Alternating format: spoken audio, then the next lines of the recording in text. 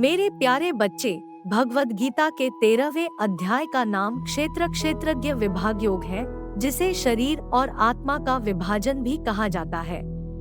इस अध्याय में भगवान कृष्ण शरीर अर्थात क्षेत्र और आत्मा अर्थात क्षेत्रज्ञ के बीच के अंतर को स्पष्ट करते हैं। प्रिय शिशु, तुम अभी मेरे गर्भ में हो, एक छोटे से आश्चर्यमय संसार में, जिसे क्षेत्र कहा जा सकता है। यह क्षेत्र तुम्हारा शारीरिक अस्तित्व है। क्षेत्र यह शरीर है जिसमें तुम हो।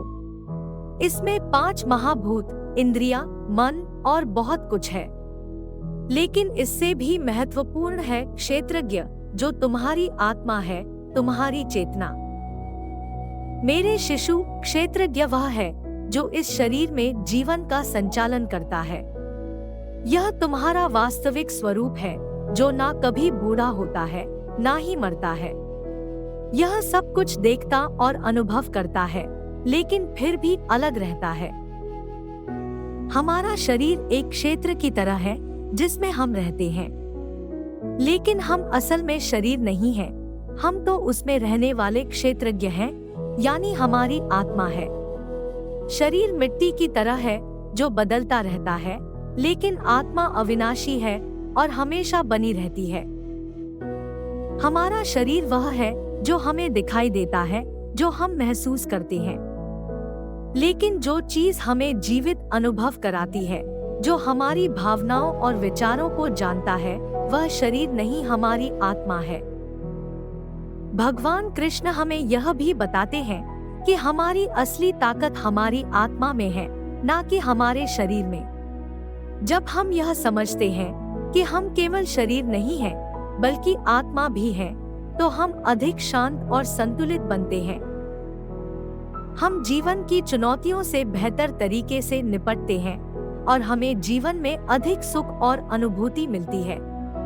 जब हम अपनी आत्मा की शक्ति को पहचानते हैं, तो हम असली ज्ञान प्राप्त करते हैं और हमारी आत्मा जन्म जन्मांतर के चक्रों से मुक्त हो जाती है। मेरे प्यारे बच्चे, मैं आपको अधिक विस्तार के साथ समझाती हूँ। गीता के 13वें अध्याय में क्षेत्र और क्षेत्रज्ञ के विषय पर चर्चा की गई है। यहाँ क्षेत्र का अर्थ है शरीर या भौतिक जगत, और क्षेत्रज्ञ का अर्थ है आत्मा या जीवनी शक्ति। इस अध्याय में भगवान समझाते हैं कि कैसे हर शरीर में एक क्षेत्रज्ञ रहता है, जो सब कुछ देखता और समझता है।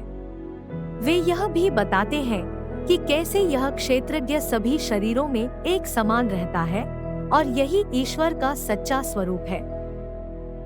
इस अध्याय में क्षेत्र या शरीर की प्रकृति का वर्णन किया गया है, जिसमें 5 महाभूत, अहंकार, बुद्धि, अविद्या, 10 इंद्रियां, मन और 5 विषयों के बारे में बताया गया है।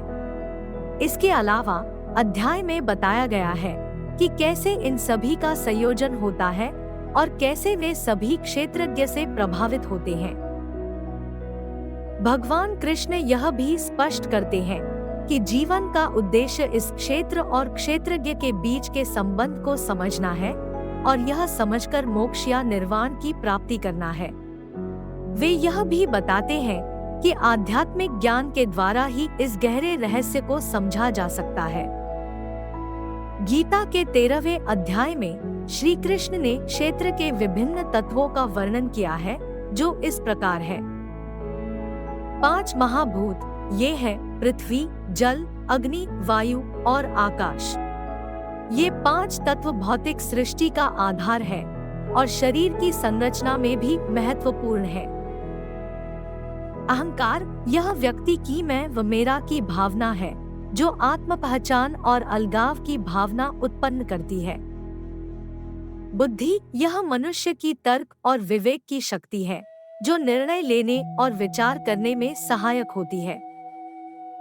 अविद्या यह आध्यात्मिक अज्ञान है, जो आत्मा और भौतिक जगत के बीच के सच्चे संबंध को नहीं पहचान पाता।